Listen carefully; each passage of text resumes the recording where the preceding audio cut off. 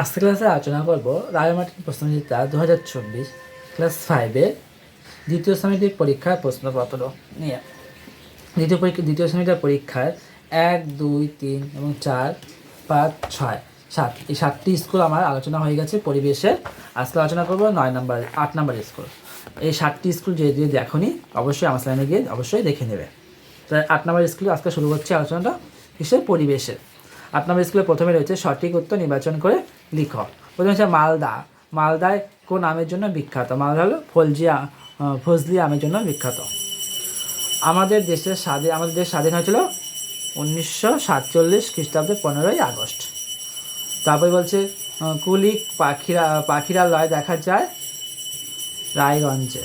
কুলিক নদীর তীরে অবস্থিত কুলিক পাখিরালয়। তারপর হচ্ছে প্লেগ রোগীদের সেবা করেছেন ভগ্নী নিবেদিতা। মাস্টারদা নামে পরিচিত সূর্য সেন।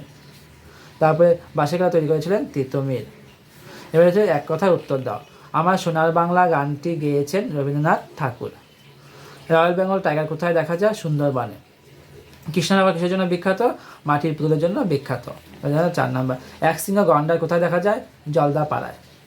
বঙ্গভঙ্গ কত সালে হয়েছিল? 1905 সালে বঙ্গভঙ্গ হয়েছিল। কাকে গান্ধীবতী বলা হয়? মাতঙ্গিনী হাজরাকে গান্ধীবতী বলা হয়। এরপর হচ্ছে কস্তম্ভ খস্তম্ভ মিলাও।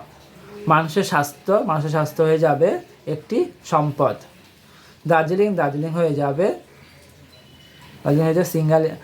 সিঙ্গালীলা পর্বতশ্রেণী। ইংলিশ বাজার হয়ে যাবে মালদা। তারপরে যে বহরমপুর হয়ে যাবে মুর্শিদাবাদ। তারপর বালুরঘাট হবে দক্ষিণ 24 পরগনা। এবার দেখো নিচে শূন্যস্থান পূরণ করো। 1 নম্বর। পশ্চিমবঙ্গের সর্বোচ্চ পর্বতশৃঙ্গের নাম হলো সান্দাকফু। উচ্চতা হলো 3630 মিটার। আগে কীটনাশক হিসাবে নিম পাতা ব্যবহার করা হতো। 3 নম্বর। ধান কাটা ঝাড়ার জন্য আধুনিক যন্ত্রের নাম হলো হারভেস্টার। তাহলে 4 নম্বর। কেঁচো মাটির ড্যাশ উপাদান? সজীব জৈব উপাদান।